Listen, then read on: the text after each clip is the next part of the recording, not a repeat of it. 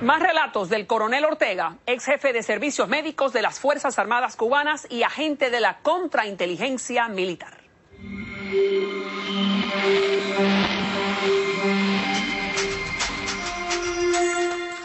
Y le damos la bienvenida nuevamente al doctor Ortega. Gracias por estar con nosotros. Que Ortega fue médico de fue el jefe de los servicios médicos del MINFAR. Sin duda uno de los pocos médicos que ha visto el expediente de todos los generales y los coroneles, esos hombres que componen el gobierno invisible de Cuba. Y le decimos así porque queremos que usted entienda que no solamente es Fidel y Raúl, no. Detrás hay gente sumamente poderosa. Y vamos a comenzar con uno, con este primero, el ministro de Defensa, el nuevo ministro de Defensa, que se llama... General de Cuerpo de Ejército, Julio Casas Regueiro. Y ahí lo tenemos en pantalla para que usted lo pueda ubicar y que se acuerde de esa cara, porque en la transición, sin duda que esta cara va a ser importante. Usted me lo pone, señor director. Dígame, ¿por qué este señor usted considera que tiene tanto poder? Julio Casas Regueiro. Ante todo vamos a decir el perfil, y ahí lo estamos leyendo. Bueno, este hombre es diabético de hace más de 25 años. Es un fumador de una cajetilla tras de otra de cigarros, por supuesto, cigarros de exportación es lo que él fuma, y bebedor de vodka diario, al extremo de llegar siempre al MINFAR con ese aliento característico del vodka. Bien.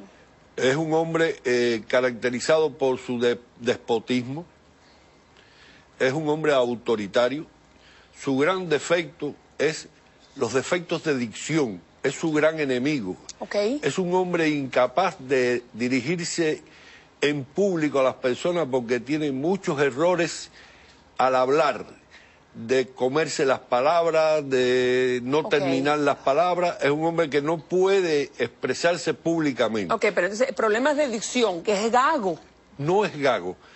Tiene un grave problema en componer oraciones, terminar palabras y prácticamente es un lenguaje incomprensible. Es un hombre de muy pocas palabras, es una persona realmente muy inteligente y que siempre está detrás de cómo hacer él el papel principal. Es decir, cuando hay gente que le hace sombra, así sea su hermano, el general de división Zenén Casas Regueiro, es capaz de públicamente criticarlo y humillarlo o intentar humillarlo. O Ulises Rosales del Toro, que después fue general de división también, jefe del Estado Mayor General, lo criticaba a sus espaldas y fue capaz de crearle una situación embarazosa que llegó a sacarlo del Ministerio de las Fuerzas Armadas. Es decir, un hombre que trabaja maquiavélicamente, un hombre que trabaja los costados débiles de las personas. Es un general odiado entre el resto de los generales. Es un hombre al cual se le consideraba que había llegado a esa posición sin méritos, porque nunca participó en una acción combativa durante la guerra en la sierra. Ese era lo que decían el resto de los generales que sí eran procedentes y combatientes de la Sierra Maestra. Este hombre era oriundo de la zona de Mayarí, donde el ministro Raúl Castro desarrolló el segundo Frente Oriental. ¿Qué edad tiene? Ahí lo tenemos en pantalla. ¿Qué edad tiene? Está por encima de los 75 años. Wow. Pero es un hombre de una gran influencia sobre Raúl Castro desde los inicios de la guerra, porque su familia cooperó con él desde los inicios en su establecimiento en la sierra, en el segundo Frente Oriental, en el Frente Fran País. Este hombre lo ayuda allí. Desde ese momento establece con Raúl una amistad muy estrecha, amistad que conservan de toda la vida, amistad que llevan a las relaciones personales y familiares y se convierte en el hombre de mayor influencia sobre Raúl Castro. ¿El mayor? La mayor influencia sobre Raúl Castro. En este momento. Y cuando Raúl era un ministro de las Fuerzas Armadas, el verdadero hombre fuerte de las Fuerzas Armadas, eso lo saben todos los oficiales de las Fuerzas Armadas, es Julio Casas. ¿Por qué dice usted eso? Dígame un ejemplo que demuestre ese poder. Porque, bueno, incluso públicamente, ante el resto de los jefes, Raúl llegó a decir que el único jefe o oficial que podía incumplir una orden de él era Julio Casas. A ese extremo. Es decir, era un hombre de absoluta confianza en el cual depositó la economía de las Fuerzas Armadas, depositó además toda la economía relacionada con todas las empresas que comercializaban en divisas. Eso era responsabilidad de Julio Casas. Y además era un hombre que tomaba decisiones en nombre del ministro, en nombre de Raúl. Sin consultárselas previamente. En la medida en que Raúl se fue deteriorando mentalmente, este hombre fue asumiendo cada vez más el poder real de decisión en las Fuerzas Armadas. Era de Julio Casas. Ok, entonces usted me dice que es borracho y que es fumador y que es diabético y que tiene problemas con la adicción.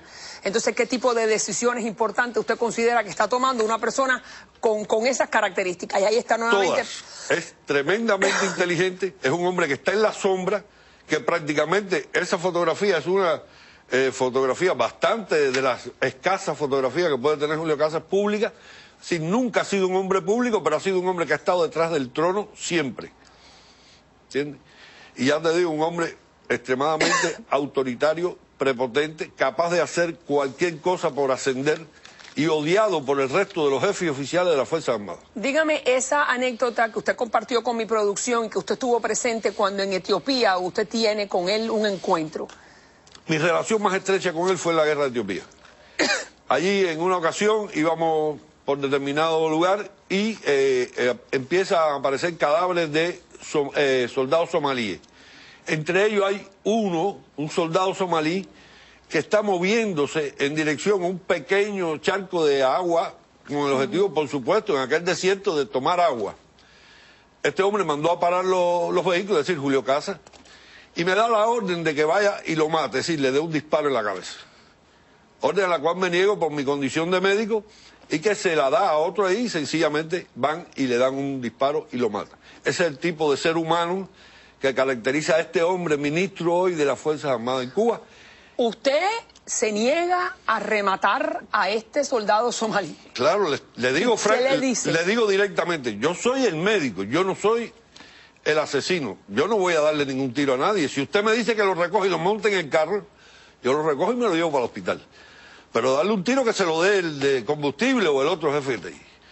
Efectivamente, se viró para un teniente coronel Mesa, que estaba allí, y dijo, mátalo tú, que este es sacobaldón.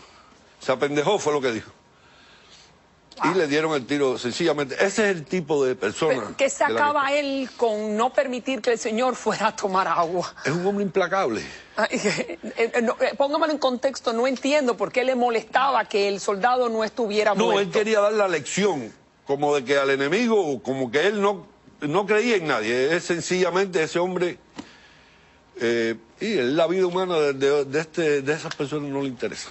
Dígame su relación familiar, ¿con quién está casado? Él está casado con la hija de Carlos Rafael Rodríguez, es decir, el que fue miembro del Buró Político, que era miembro del Partido Socialista Popular en su época, un hombre economista, fue el ideólogo de la economía en Cuba durante todos los años iniciales de la revolución hasta su fallecimiento.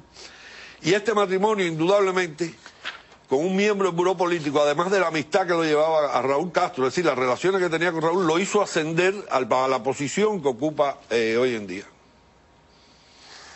Entonces significa que las Fuerzas Armadas cubanas están en manos de este señor con estas características. Están en manos de un dictador en potencia. Es uno de los hombres principales del gobierno invisible actual que hay en Cuba.